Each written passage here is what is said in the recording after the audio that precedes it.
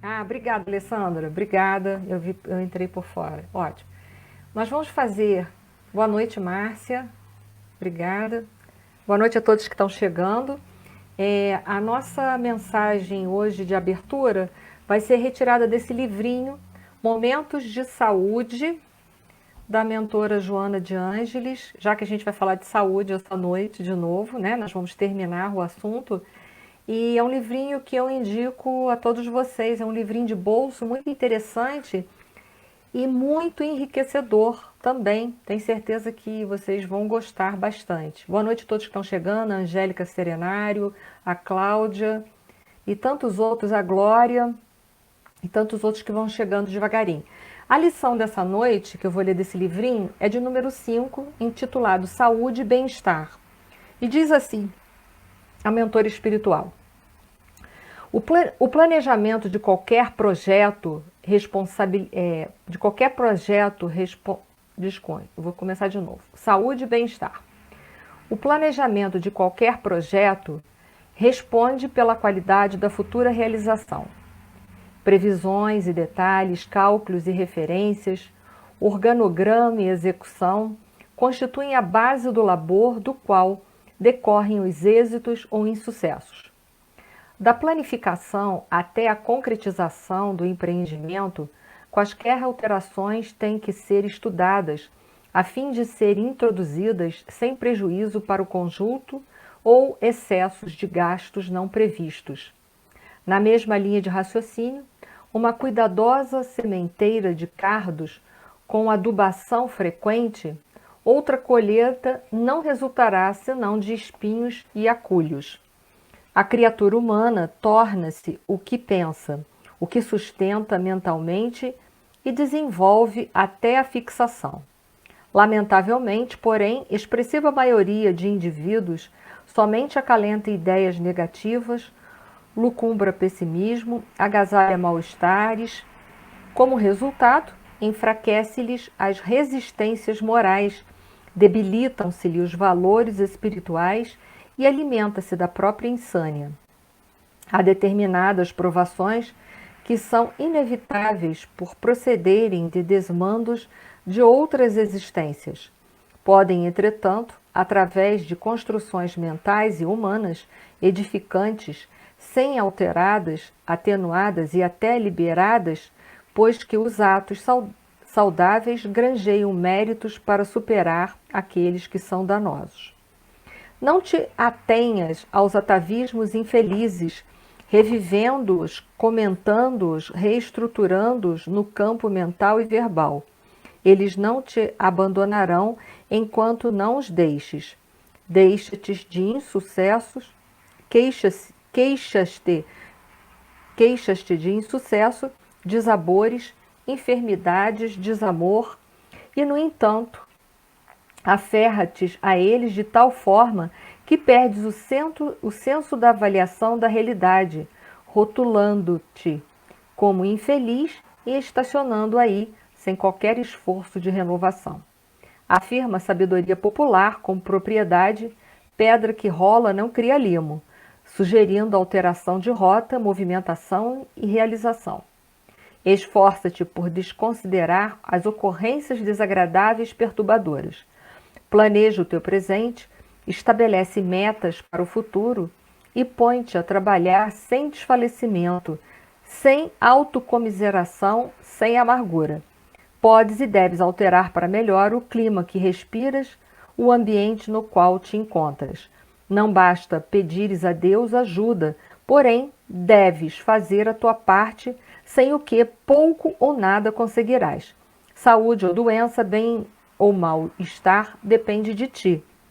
Narra-se que um sábio caminhava com os seus discípulos por uma via tortuosa, quando encontraram um homem piedoso que, ajoelhado, rogava a Deus o auxiliasse a tirar do atoleiro o carro em que seguira. Todos olharam o devoto, sensibilizaram-se e prosseguiram. À frente, alguns quilômetros vencidos, havia um outro homem que tinha igualmente o carro atolado num lamaçal. Este, porém, esbravejava, reclamando, mas tentava com todo empenho liberar o veículo. Comovido, o sábio propôs aos discípulos ajudá-lo. Reunidos todas as forças, logo o transporte foi retirado e, após agradecimentos, o viajante prosseguiu feliz. Os aprendizes, surpresos, indagaram ao mestre: o primeiro homem orava, era piedoso e não o ajudamos. Este, que era rebelde e até vociferava, recebeu nosso apoio. Por quê, mestre? Sem perturbar-se, o nobre professor elucidou. O que orava aguardava que Deus viesse fazer a tarefa que a ele competia. O outro, embora desesperado por ignorância, empenhava-se merecendo auxílio. Será, pois, ideal que, sem reclamar e pensando corretamente, te disponhas a retirar do baú o carro da tua existência, a fim de seguires felizes adiante com saúde e bem-estar. Boa noite aos que estão chegando, boa noite Soninha, Silva, Edilene, Viviane, que já chegou também, e tantos outros. Vamos agora então nos unir em pensamento, rogando a Deus, que é o nosso Pai, de amor, de misericórdia, Jesus, o Mestre querido, nosso modelo e guia, e aos nossos mentores, que com tanta abnegação e amor sempre estão ao nosso lado, trabalhando em prol à nossa felicidade, à nossa recuperação, ao nosso sucesso nessa existência. A nossa eterna gratidão por tantos benefícios que temos recebido da doutrina dos Espíritos, recebido dos amigos espirituais, e até mesmo, Senhor, te agradecemos por essa encarnação, com todas as suas provas e expiações, pois que sabemos que estas são necessárias para promoverem a nossa evolução espiritual e a nossa maturidade emocional. Que a nossa prece, Senhor, envolva todos aqueles que nesse instante passam por momentos difíceis, tanto no âmbito da saúde física, mental e espiritual, bem como a nossa prece possa envolver o nosso planeta de fé, amor ao próximo e esperanças. Gratidão por tudo. Esteja sempre conosco, agora e sempre. Gratidão. Bom, boa noite a todos que vão chegando aí devagarinho, que eu vou vendo vocês. Hoje nós vamos dar continuidade ao assunto que a gente iniciou na semana que passou, na semana passada, que nós estávamos falando sobre saúde, doença, mas à luz da doutrina espírita. Hoje a gente vai terminar. A gente estava, na semana que passou, fazendo uma pequena abordagem sobre o que a Joana de Ângeles comenta tanto na sua série psicológica, sobre a consciência egóica. E talvez muitos estejam pensando, por que abordar esse assunto? Que em alguns momentos pode até parecer ser um assunto difícil, até um pouco enfadonho. Mas é importante nós compreendermos essa consciência que nós temos, essa consciência que hoje está norteando todos os nossos processos evolutivos nessa atual existência, que estamos caminhando, alguns na qualidade de espíritos imperfeitos e outros já na qualidade de espíritos bons, mas principalmente nós, os espíritos imperfeitos. Eu, por exemplo, nós temos ainda, nós somos regidos por uma consciência egóica. E é importante a gente falar sobre ela, até porque, conforme nós sabemos, que é através do autoconhecimento, como está na questão 919, que nós vamos encontrar o caminho para nos libertarmos dos nossos vícios, de entendermos as nossas sombras, que representam ainda os vícios que predominam dentro de nós, e que muitas vezes eles se tornam sombras porque nós colocamos eles bem escondidinhos, como se escondidos eles não se manifestassem e nem tampouco ninguém pudesse vê-los. A gente acha isso em muitos momentos. Somos qual crianças que acham que pelo simples fato de esconderem o rosto se encontram invisíveis de todas as pessoas. Nós ainda agimos assim em muitos momentos da nossa vida. Então, conforme a questão 919 do Livro dos Espíritos, nós sabemos que é muito importante nós nos conhecermos, sabermos quem somos em realidade, o que temos dentro de nós de positivo e de negativo. E com aquilo que temos de positivo, nós com certeza poderemos transformar a nosso lado ainda sombrio e negativo, levando com o lado positivo a luz para essas sombras que ainda habitam dentro de nós. Então é por isso que a gente vem e estava falando desde a semana passada sobre as questões do ego, que a gente começou, a gente fez uma pequena introdução. E também relembrando que Joana de Ângeles, naquele livro que eu citei para vocês, Encontro com a Paz e a Saúde, num determinado ponto do livro, no primeiro capítulo, intitulado Crises Gerais, ela fala que é a predominância do ego sobre o self que responde pela crise de conduta em razão da fragmentação do que deveria ser a unidade psicológica do ser, trabalhando impulsos descontrolados pela ambição do ter ao invés da natural busca do ser. Então ela diz que nós ainda somos regidos pelo ego, essa consciência egóica, que é uma consciência passageira, uma consciência que formatou a nossa personalidade. Formatou a nossa personalidade, que também é passageira. Eu estou Enir, mas eu não sou Enir. Eu sou um espírito imortal que já tive muitas e muitas outras vidas. Já, digamos assim, eu já interpretei muitos outros papéis, né, com outros nomes em outras épocas, mas em verdade eu sou um espírito imortal. Eu sou, no linguajar junguiano, eu sou o self, um espírito imortal. Então eu sou, em verdade, o somatório de todas essas experiências que eu já tive. Eu não sou um ser fragmentário, eu sou um ser único e individual. Então ela diz que é justamente essa fragmentação que vai levar a todos nós a vivermos ainda muito agarrados, muito presos aos ciclos reencarnatórios de dor. E muito presos também ainda na dimensão da matéria.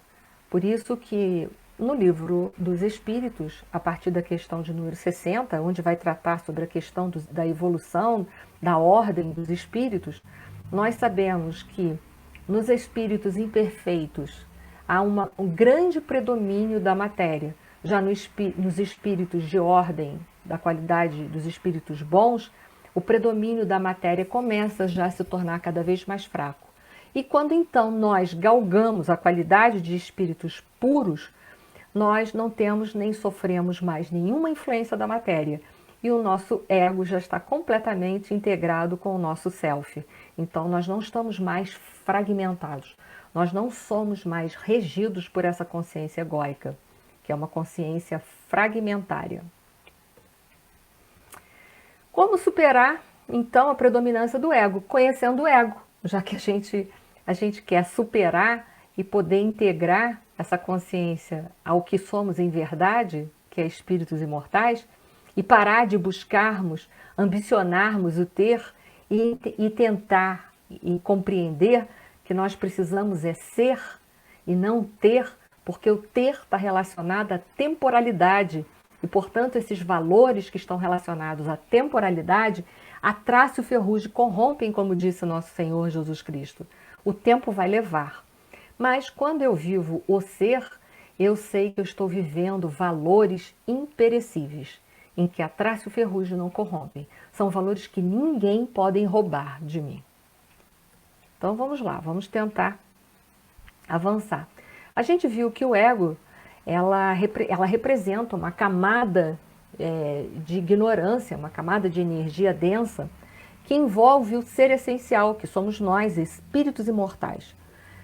E é lá, nessa camada egóica, nessa camada de energia grosseira, nessa camada egóica, que ficam registrados todas as nossas experiências que foram equivocadas, ou seja, todas as nossas atitudes, todos os nossos comportamentos que estão na contramão das leis de Deus, que estão afastados das leis de Deus.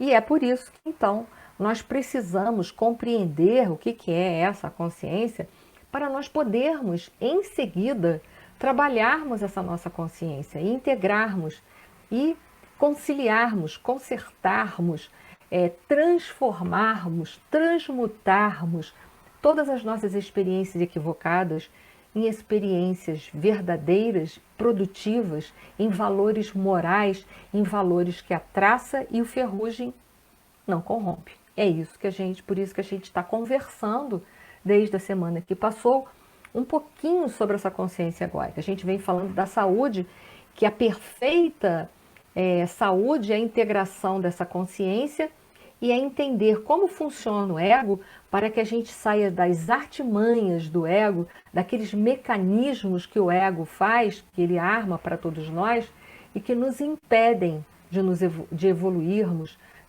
de sairmos dos ciclos reencarnatórios de dor, de nos libertarmos verdadeiramente dos nossos vícios.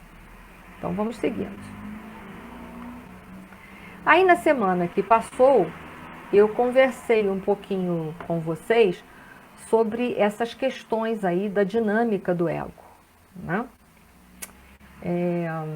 Estou vendo aqui que me parece que a dona Neuzinha está aqui com a gente. Olha que coisa boa, muito bom.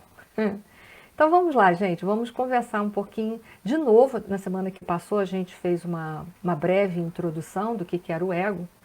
A dinâmica do ego. O ego, basicamente, ele exerce duas funções muito predominantes na gente. Uma de proteção, mas que está arraigada aos instintos, portanto, é uma proteção de luta e fuga diante das situações que nós vivemos, da vida de perigo ou de dificuldade, nós ou lutamos ou fugimos das situações. E a gente viu que, em verdade, a gente só precisa enfrentar as situações. Nós não precisamos lutar como se fosse algo abominável. Os problemas que vêm nos visitar na nossa vida, eles são apenas oportunidades, eles representam tão somente na nossa vida oportunidades. Mas que oportunidades? Oportunidades de fazer diferente. A cada situação que eu me deparo na minha vida, eu ali encontro uma oportunidade de atuar de forma diferente. Então, os problemas, em verdade, eles são desafios que eu tenho na minha vida, são desafios que poderão me promover se eu olhar para eles como oportunidades e não como empecilho, como algo que veio para me atrapalhar, para me embaraçar na minha vida. Mas se eu olhar para eles como oportunidades, eu estarei aproveitando esses problemas para crescer, para o meu crescimento interior. Então, essa proteção que o ego forja dentro de nós é uma proteção muito reativa, porque é uma proteção de luta e fuga. Então, é uma proteção muito reativa, muito defensiva demais, sem tanta necessidade. É como se eu tivesse O que é uma proteção exagerada? É como se eu tivesse acendido um palito de fósforo e eu, com tanto medo de incêndio, eu pegasse uma mangueira daquelas que os bombeiros usam para apagar o palito de fósforo. Para quê? Para que tanta água para apagar um palito de fósforo? Mas a gente é mais ou menos assim. A gente se protege demais da vida das pessoas. Dizem até que a gente dá muito mais valor à nossa reputação do que a nossa consciência. E é verdade, a gente se preocupa tanto com o que as pessoas pensam da gente, mas a gente não se preocupa em saber, em cogitar, em consultar a nossa consciência. Quando logo mais nós formos deitar nossa cabeça no travesseiro para dormirmos, nós não temos que estar preocupados com o que as pessoas pensam a nosso respeito. Nós temos que estar preocupados com a nossa consciência. Fiz tudo que estava ao alcance nesse dia, que Deus me ofereceu, porque pode ser que eu não passe desse dia, pode ser que a noite me leve e eu não volte mais a amanhecer nessa dimensão material. Então a gente deveria estar preocupado com a nossa consciência e não com a reputação, com aquilo que as pessoas dizem. Porque aquilo que as pessoas dizem é de problema delas, elas que terão que arcar em relação a isso. Mas aquilo que eu faço, eu terei que arcar e eu terei, consequentemente, que responder por aquilo que eu esteja fazendo, né? Então, a nossa real preocupação deveria ser justamente essa, com a minha consciência e não com a minha reputação. Muito bem. Essa proteção, então, instintiva, que é uma proteção exagerada, ela está sempre muito voltada. Eu me protejo muito daquilo que eu não gosto, porque eu vivo dentro de um binário chamado eu gosto e eu não gosto. Ou seja, do prazer e da dor. Por exemplo, quando eu gosto, me dá prazer, ah, gente, que ótimo, que maravilha, eu não quero mais nada na minha vida. Agora, quando eu não gosto, eu tento me proteger de uma forma muito reativa, muito violenta em relação àquela situação. E o ego também, ele trabalha com as questões que vocês estão vendo aqui, ó, com as questões da comparação. Ele trabalha muito com as questões da comparação. Comparando, a gente vive se comparando, né? Eu sou melhor ou pior, a gente se compara em relação às pessoas. Mas quando a gente nunca deveria fazer essa comparação, comparar se eu estou melhor ou pior em relação aos outros. A nossa comparação deveria sim, eu estou melhor ou pior em relação à pessoa que eu fui ontem, ao ano passado, e não em relação às pessoas, porque isso é uma comparação muito ruim. É uma comparação egóica, é uma comparação ilusória, porque o que as pessoas são frutos da conquista e do trabalho delas.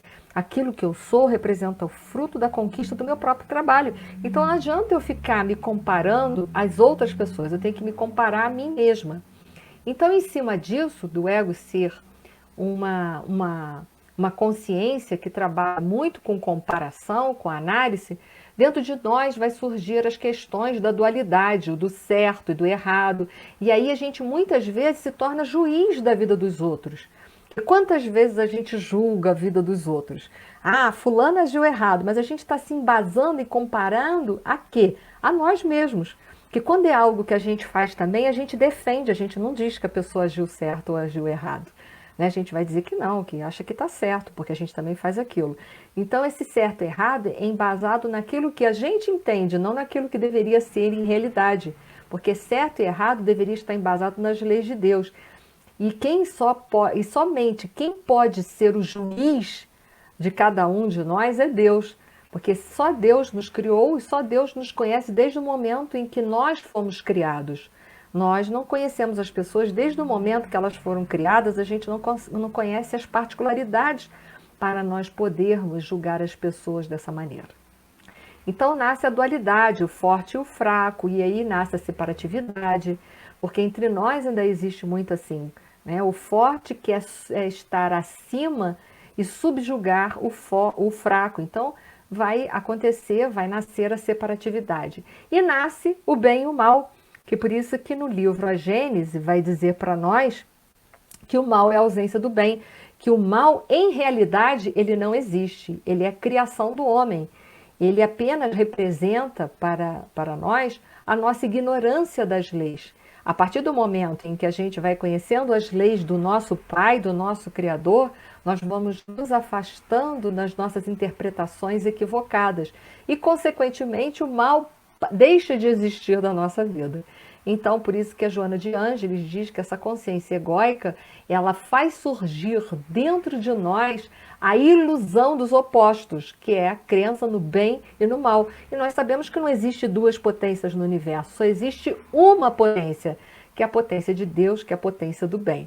Mas essa consciência faz a gente enxergar as coisas tudo em duplicidade, tudo em dualismo. A gente não consegue ainda integrar a verdade, fazer com que ela se torne única. Por isso que a Joana de Ângeles diz que a nossa consciência é fragmentada, a consciência egóica é uma consciência fragmentada. Nós precisamos unir a nossa consciência. Deixa eu dar uma olhadinha para vocês, está tudo certo aí, gente? Eu não sei se vocês estão indo bem, eu estou me fazendo entender, ou em algum momento as minhas explicações estão ficando muito complexas, muito distante da lucidez, do entendimento, né? Da lucidez do entendimento. Vocês vão colocando aí as suas opiniões para que eu possa dar seguimento às minhas explicações também. Vamos seguir então, gente. Bom, dentro desse raciocínio, então, a gente vai perguntar de que é composto o ego. Nós sabemos que é uma camada, né, de energia densa que vai envolver o ser essencial, que é o espírito. Né? Lá, o espírito, onde está a consciência. E é onde está a consciência que também está escrito as leis de Deus. Então, as leis de Deus estão aqui dentro.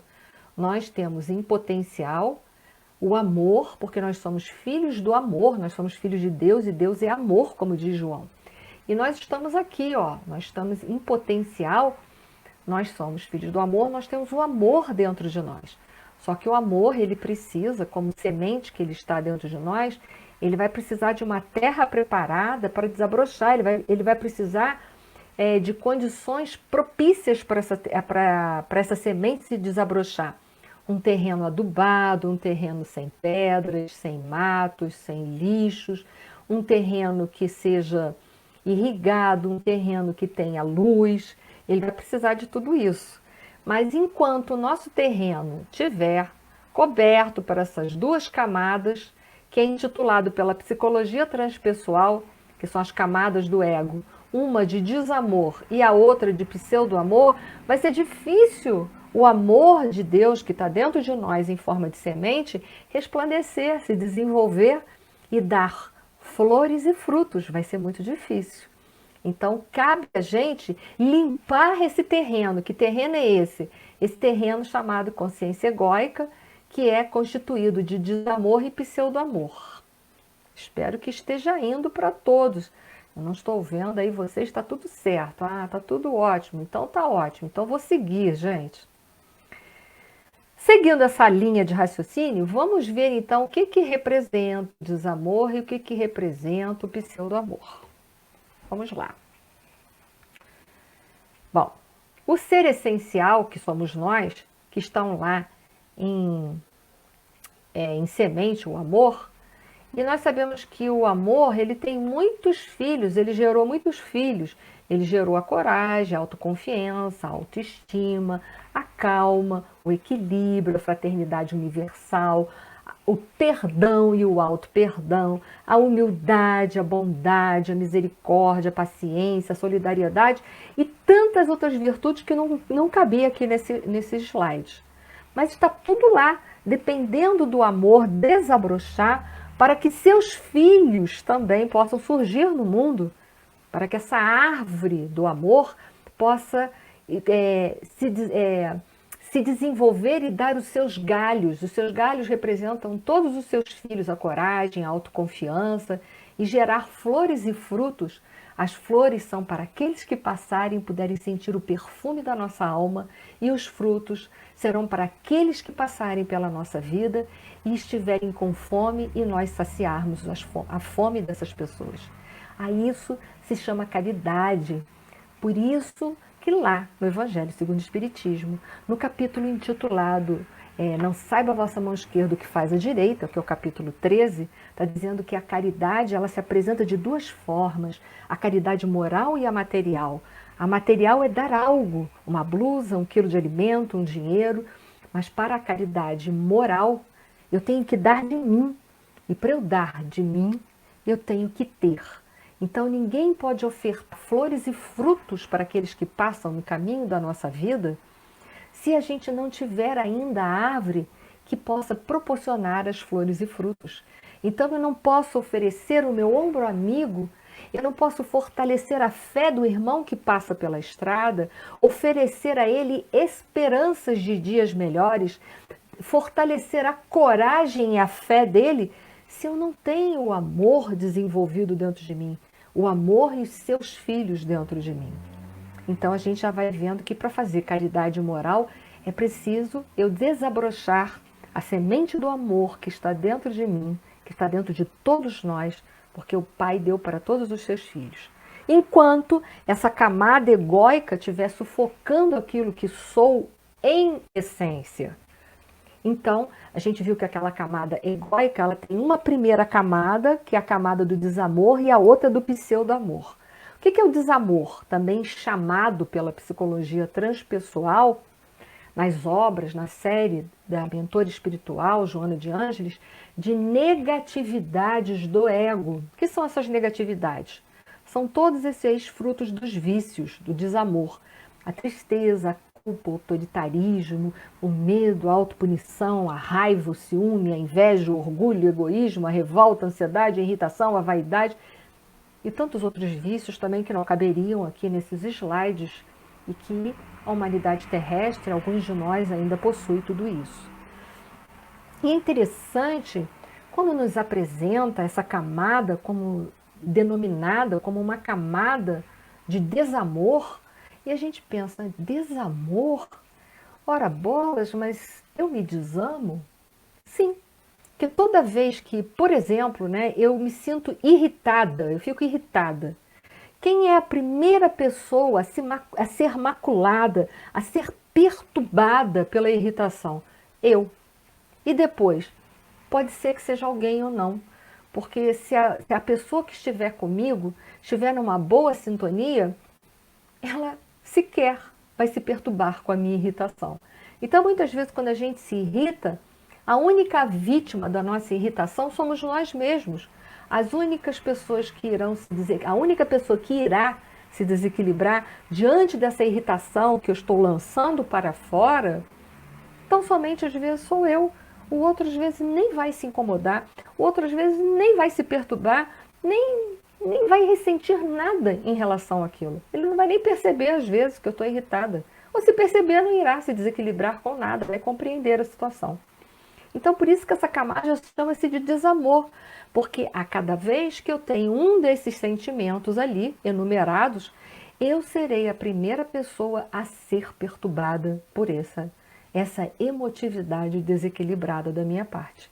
Então, por isso que eles denominaram como uma camada de desamor, essa camada de negatividade do ego.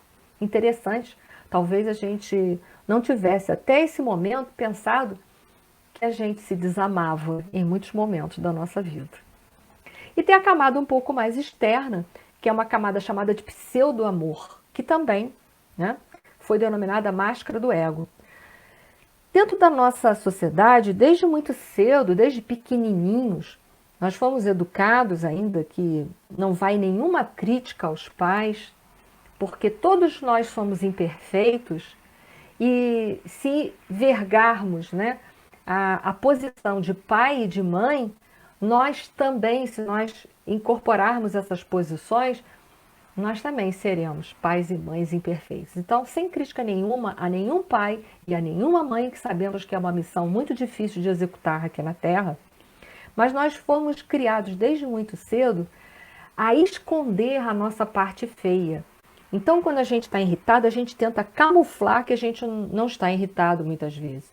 Se a gente está com raiva, a gente tenta camuflar que a gente está com raiva. Se a gente está sentindo uma inveja imensa pela outra pessoa, a gente tende a camuflar, a esconder que aquilo que a gente está sentindo do outro é uma grande inveja. Então, como a gente foi criado dentro dessa questão, porque a grande maioria de nós ainda é regida pela consciência egóica, nós fomos criados assim, e assim a gente gosta e assim a gente faz. Tudo que é feio é nosso, a gente tenta colocar máscaras para que ninguém perceba que a gente tem as máscaras. Mas toda máscara, ela tem um tempo, um prazo de validade. E um belo dia a gente sabe que essa máscara cai, de alguma maneira ela acaba caindo. Ninguém consegue sustentar uma mentira para todo sempre. Há um momento que essa criatura não conseguirá mais. Se não for aqui, ainda nesse plano, nessa dimensão, fatalmente será na dimensão espiritual, onde lá a gente não vai poder carregar as nossas máscaras, a gente sabe disso. Lá a espiritualidade consegue nos ver, tanto os espíritos inferiores que estiverem conosco, porventura, eles saberão realmente quem nós somos. Então, não dá para ocultar a vida inteira que nós somos pessoas, muitas vezes, que possuímos determinados defeitos. Então, mas nós fomos criados dentro de uma sociedade para esconder. Então, a gente colocou máscara, a gente jogou para trás, escondeu dentro de nós.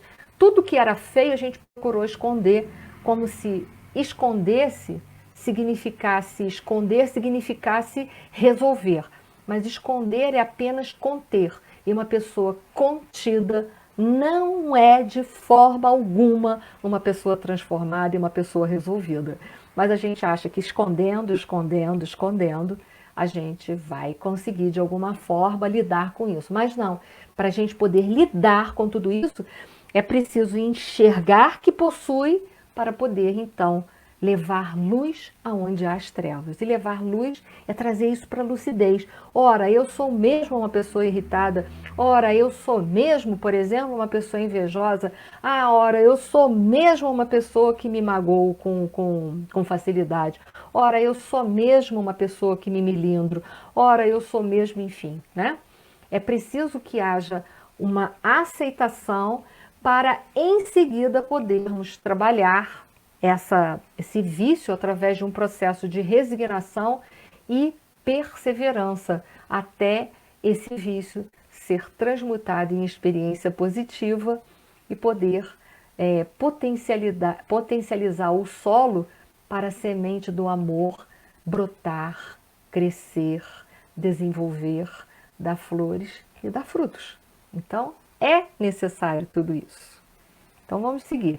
Então, dentro da abordagem da psicologia transpessoal, nós criamos uma série de máscaras para esconder tudo que existia de feio dentro de nós. Então, essas máscaras foram intituladas pela psicologia transpessoal, elas receberam alguns nomes, essas máscaras. Compensação, que dentro do mecanismo de fuga do ego, que essas máscaras também foram chamadas de mecanismos de fuga do ego, nós utilizamos algumas como a compensação, e dentro da compensação tem o puritanismo, o fanatismo, o martírio, a vitimização, o perfeccionismo, a euforia. Temos ainda o mecanismo de projeção, racionalização, identificação, deslocamento e negação. Isso tudo foram máscaras que a gente foi criando, construindo, para tentar esconder todas as coisas feias que nós vimos dentro de nós e que a gente não queria que ninguém soubesse e que também a gente não queria entrar em contato com aquilo. Espero que esteja indo, né? Caríssimos, né? Deixa eu botar aqui um pouco mais significativo para vocês poderem ver. Vamos seguir. Nós vamos falar um pouquinho sobre cada um. Botei aí o slide para que vocês possam ler juntos, para facilitar todo o processo de entendimento. Então, uma das máscaras que a gente construiu para abafar aquilo que a gente não gosta da gente, chama-se compensação. Diz lá, compensa-se um comportamento negativo substituindo por um comportamento aparentemente positivo. A compensação tenta desviar da atenção dos outros defeitos físicos ou morais através da exacerbação de uma característica socialmente aceita. Então, vamos dar um exemplo de compensação de algo que eu tenho em mim e que eu não gosto. Vamos supor que eu tenha uma perna uma perna deficiente, uma perna com um problema físico e eu manque. Então, para que ninguém observe que eu tenho, por exemplo, uma perna com um defeito físico, eu arrumo muito bem os meus cabelos, eu me maqueio muito bem, eu me visto muito bem, eu sou sempre muito sorridente, simpática. Para quê? Para desviar a atenção das outras pessoas. Então, as outras pessoas acabam prestando atenção na minha beleza facial, na forma elegante com que eu me visto, ou no meu carisma, na minha simpatia. Para quê? Para que eles não percebam que eu manco, que eu tenho uma perna deficitária. E assim a gente faz com outras coisas que a gente possui defeitos também. Às vezes somos pessoas muito faladoras, somos maledicentes, falamos coisas das pessoas que não devíamos, mas somos assim aquelas pessoas que, para disfarçar que a gente é fofoqueira, a gente passa a ser uma pessoa agradável, que está sempre à disposição, sempre ali. Ah, eu estou sempre aqui à disposição para ajudar. O que você precisar de mim, você pode chamar a qualquer hora que eu estou aqui. Mas, em verdade, para camuflar, às vezes, aquela pessoa tão solícita, ela está tentando apenas desviar de que ela é uma pessoa que gosta de falar da vida dos outros. Estamos dando exemplos simples, mas que são mecanismos de compensação.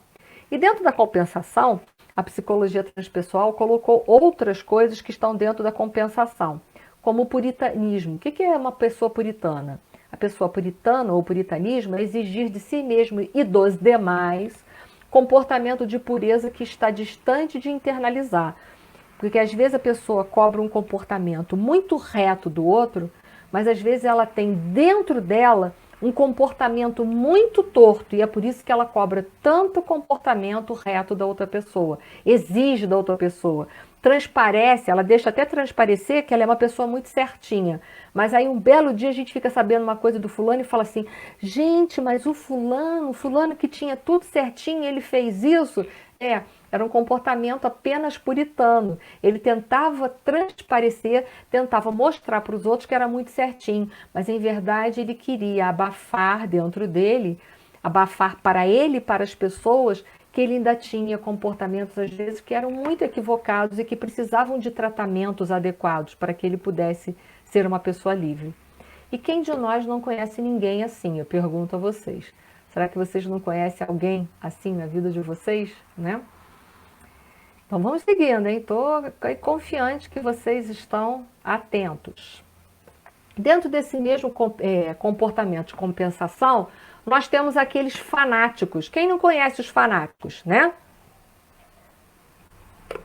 Que são aqueles que têm excesso de devotamento a uma causa ou uma ideia, mas que em verdade, é só aparente o devotamento.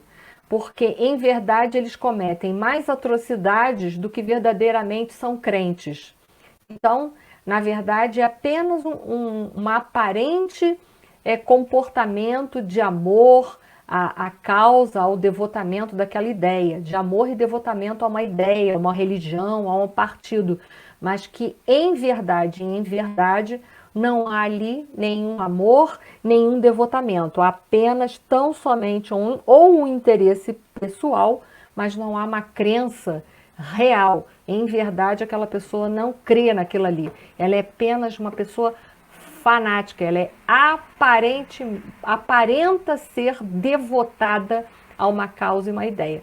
Porque quem acredita verdadeiramente numa causa e numa ideia não lesa e nem é preconceituoso em relação às outras pessoas. Isso nos fala sempre a psicologia transpessoal. Ainda dentro do mecanismo de compensação, o martírio, que é aquela pessoa que faz o papel de boazinha, que está sempre disposta a sacrificar-se para ajudar os outros, mesmo que para isso tenha que sacrificar suas necessidades. Ora, ela anda na contramão, a pessoa que se martiriza, que só faz pelos outros e não faz por si mesmo, ela anda na contramão das leis de Deus, porque o mandamento maior não diz que nós devemos amar o próximo como a si mesmos. Então, se a gente só ama o outro e não ama a si mesmo, a gente não passa de pessoas exibicionistas. Então, isso é um mecanismo também mascarado, porque a gente deve ser bom para os outros, mas também equilibradamente temos que ser bons conosco, né? Assim diz o mandamento maior. Vamos lá. Há outros mecanismos, como por exemplo a vitimização, parecida com o martírio, né? A pessoa que assim age normalmente tem um grande sentimento de autopiedade, coloca-se como uma coitada. Que é aquela pessoa que diz assim, mas a minha vida só está assim por causa do meu marido, por causa de não sei quem, por causa da sociedade, por causa do meu pai e da minha mãe. Então, enquanto ela se vitimiza, ela não assume a responsabilidade da sua própria existência. E, na verdade, a gente sabe que a nossa vida é boa ou é ruim, é fruto da nossa própria visão e interpretação da nossa vida. Porque a nossa vida tem tudo que está ali na nossa vida, está na nossa vida para a gente transformar, transmutar e não responsabilizar as pessoas. Ninguém é responsável pela nossa felicidade, a não ser nós mesmos. Vamos seguir, gente. A gente está só dando uma pincelada nisso daqui pelo tempo que a gente tem, ok? Outro mecanismo de compensação é o perfeccionista, ou perfeccionismo, que procura fazer tudo perfeitamente, certinho, nos mínimos detalhes. Todo mundo já deve ter lembrado de um personagem da TV que falava assim, né? Ele exige isso de si e dos outros. Muitas vezes, diz a psicologia transpessoal, que essa pessoa que quer fazer tudo perfeito, que exige tudo perfeito, que vê tudo, que exige dos outros e quer fazer tudo perfeito, muitas vezes ela carrega uma grande imperfeição dentro dela que ela nunca deu conta e que é por isso que ela faz tudo perfeito externamente para tentar abafar ou não entrar em contato com aquilo maior, com aquele erro maior que ela tem dentro dela, que ela nunca teve coragem de assumir e transmutar. Tem o mecanismo da euforia. Quantos de vocês não conhecem pessoas que vivem, né, dentro de um clima de euforia, muito utilizado para compensar sentimentos de tristezas ou depressão? Por isso que tem aquele ditado que diz muito riso, pouco siso, né? Costuma-se usar recursos como álcool, droga, festas, compras, sexo e etc. E outros excessos como comer. E muitas vezes a pessoa eufórica, na verdade, o que ela está querendo realmente camuflar é um grande sentimento de tristeza que ela, em verdade, nunca conseguiu entrar em contato e transformar e transmutar e seguir a sua vida adiante. Então, são mecanismos que a gente está vendo até agora, são mecanismos de desequilíbrios. E esse da euforia é mais um deles. Uma coisa é a pessoa ser alegre e feliz, e outra coisa é ser eufórica. Euforia é diferente de felicidade e é diferente de alegria, ok? Bom, finalmente caminhamos agora para a projeção, que é um outro mecanismo de fuga do ego, uma outra máscara que muita gente usa, muitos de nós podem usar também, não digo vocês, mas algumas pessoas. Também conhecida como transferência, leva o indivíduo a interpretar aos pensamentos, sentimentos e atitudes de outras pessoas em função de suas próprias tendências. O ego reprime seus conflitos de personalidade, projetando-os em outras pessoas. É aquelas pessoas que estão sempre vendo mal nos outros, estão sempre vendo mal. Não falam nada de bom, sempre. Fulano de tal é assim, fulano de tal é assado. Muitas vezes não passa de projeção. Até porque muitas vezes o que a gente vê nos outros representa em alguns momentos, aquilo que também trazemos dentro de nós. Porque a gente só pode identificar nas pessoas aquilo que é conhecido. E certa vez me perguntaram, Inês, como eu vou saber se aquilo que eu estou identificando no outro de errado, eu tenho ainda dentro de mim ou é apenas conhecido porque eu já superei? Eu falei assim, é muito fácil. Quando você vê um mal do outro, se aquilo não te incomoda, você apenas faz uma constatação, é algo que já foi superado em você. Mas quando é algo que você vê errado nos outros e te incomoda demais, é porque você ainda não superou isso totalmente. Vai lá a resposta. Racionalização, mecanismo que a Joana de Ângeles diz que é o pior de todos e que é muito utilizado na sociedade.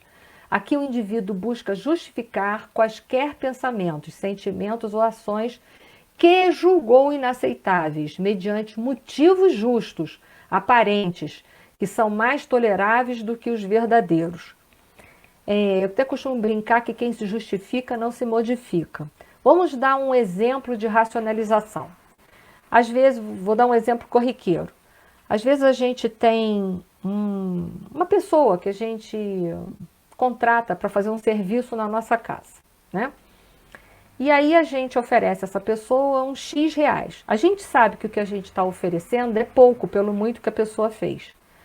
Mas aí quando alguém dá de entender que o que a gente está pagando aquela pessoa por um serviço, né, é um valor que está abaixo, que deveríamos pagar um pouco mais, aí a gente poderia, aí a pessoa que usa do mecanismo de racionalização vai falar assim, não, mas se a gente for pensar, eu estou até pagando muito bem essa pessoa porque ela não tem nível de estudos, ela é basicamente analfabeta, está ganhando até muito bem, porque tem de estudos está ganhando um salário até muito bem.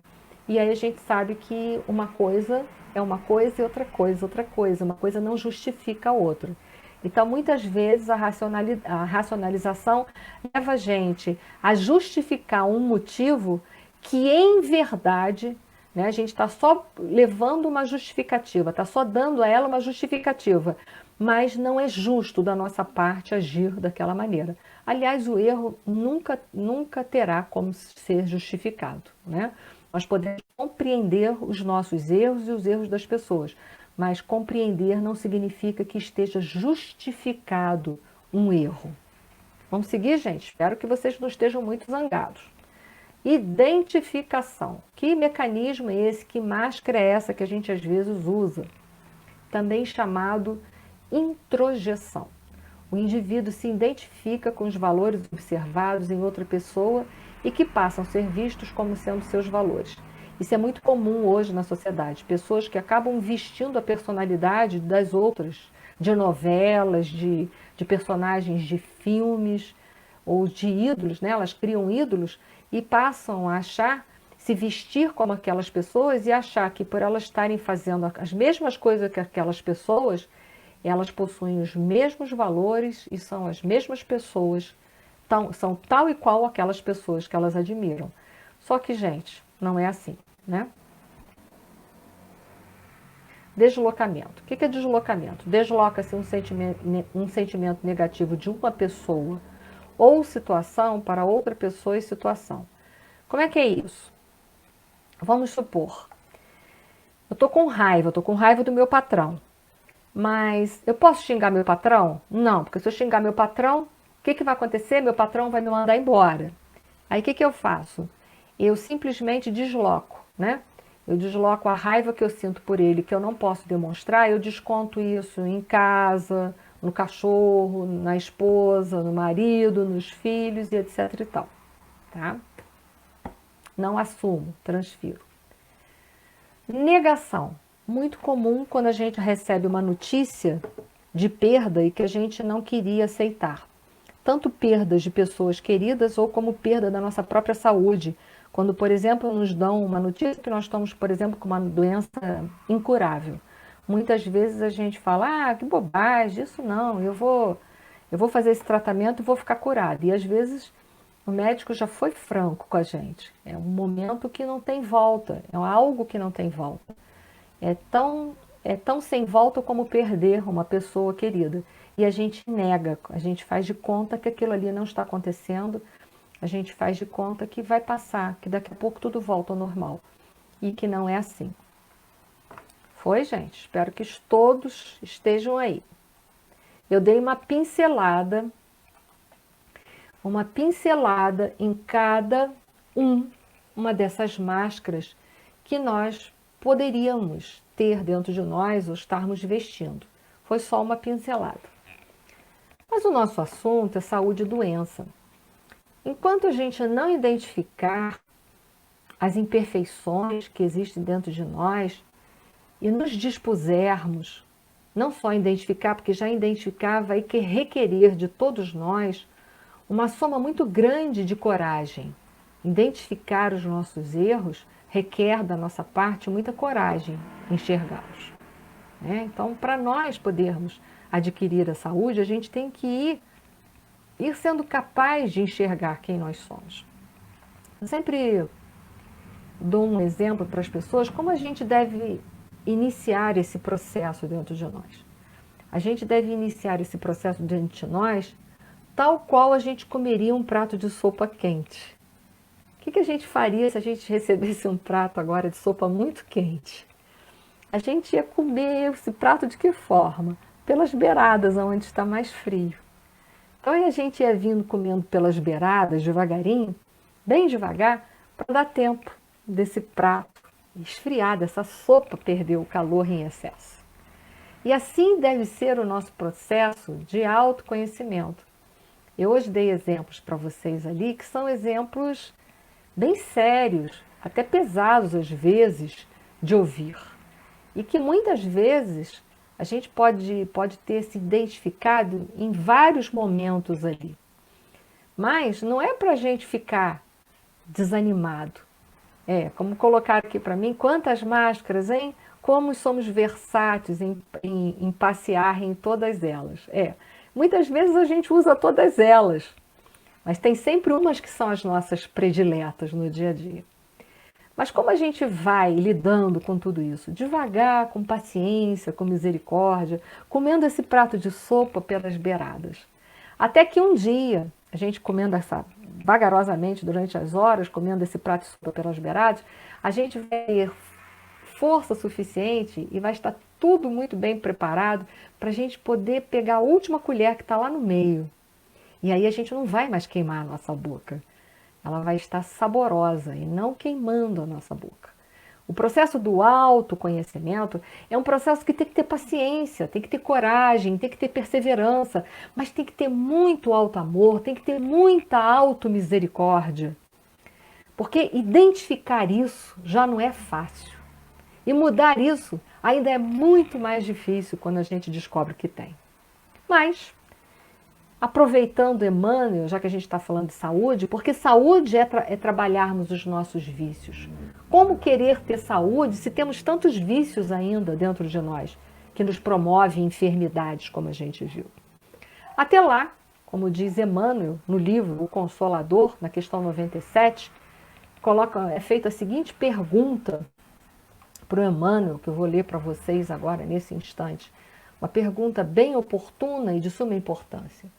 Se as enfermidades são todas de origem espiritual, porque são, a gente viu, é justo a aplicação dos medicamentos humanos, as cirurgias e etc., ou seja, é justo a gente usar os recursos que a gente tem aqui na Terra, usar o remédio, usar a cirurgia, usar as terapias? Vamos ver a resposta do Emmanuel. O homem deve mobilizar todos os recursos a seu alcance em favor do seu equilíbrio orgânico. Por muito tempo ainda, a humanidade não poderá prescindir da contribuição do clínico, do cirurgião e do farmacêutico missionário do bem coletivo. O homem tratará da saúde do corpo até que aprenda a preservá-lo, a defendê-lo, conservando a preciosa saúde de sua alma. Acima de tudo, temos de reconhecer que os serviços de defesa das energias orgânicas nos processos humanos, como atualmente se verificam, asseguram a estabilidade de uma grande oficina de esforços santificadores do mundo. Quando, porém, o homem espiritual dominar o homem físico, os elementos medicamentosos da Terra estarão transformados na excelência dos recursos psíquicos e essa grande oficina achar-se-á elevada a santuário de forças e possibilidades espirituais junto às almas. Então, eu só quero deixar agora para vocês esse entendimento. Até lá, nós devemos utilizar todos os recursos que estão ao nosso redor. Devemos utilizarmos dos passes? Devemos. Devemos utilizar também das águas fluidificadas? Devemos. Tudo isso nós devemos fazer. Até o dia quando a gente tiver força suficiente para olhar para todos os nossos defeitos e equacioná-los. Até lá, a gente deve usar todos os recursos que Deus colocou com a sua infinita misericórdia, com o seu infinito amor. Porque Deus sabe que para a gente encarar toda essa realidade interna não é fácil. Não é fácil para nenhum de vocês e não é fácil para mim também, que estou falando. Então, que bom que nós temos a misericórdia de Deus, que nos oferece todos esses tratamentos até nós sermos capazes de nos autocurarmos totalmente. Agradeço a todos vocês a paciência infinita de me ouvir e até semana que vem, que retornaremos com o nosso evangelho habitual. Convido a todos vocês para fazermos uma breve prece de encerramento. Senhor Deus, na caminhada da vida, muitas vezes nos deparamos com o mal que há dentro de nós mesmos. É difícil, Senhor, muito difícil. É difícil nós enxergarmos esses males que ainda trazemos, os nossos defeitos, os nossos vícios. Mas como é bom saber, Senhor, que Teu amor é sem condições, é um amor incondicional por todos nós. Tu nos amas como somos, sabendo que um dia após o outro nós seremos cada vez melhores e que só o tempo nos dará o verdadeiro remédio que nós precisamos e que somente o tempo nos oferecerá oportunidade de transformar os nossos vícios em virtudes. Gratidão pelo Teu amor, gratidão pelos mentores que nos protegem e nos ajudam nessa luta, gratidão pela doutrina dos Espíritos que nos traz todas essas verdades, que apesar de amargas, são remédios importantes para curarmos as feridas, as chagas das nossas almas. Obrigada, Senhor, por essa doutrina tão esclarecedora. E obrigada, Senhor, por sabermos que somos amados mesmo assim.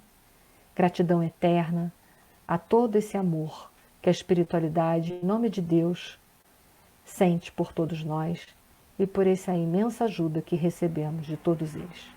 Que essa paz e esse amor caminhem com todos nós, hoje, agora e sempre. Eterna gratidão a todos. Até semana que vem. Obrigado e uma boa noite.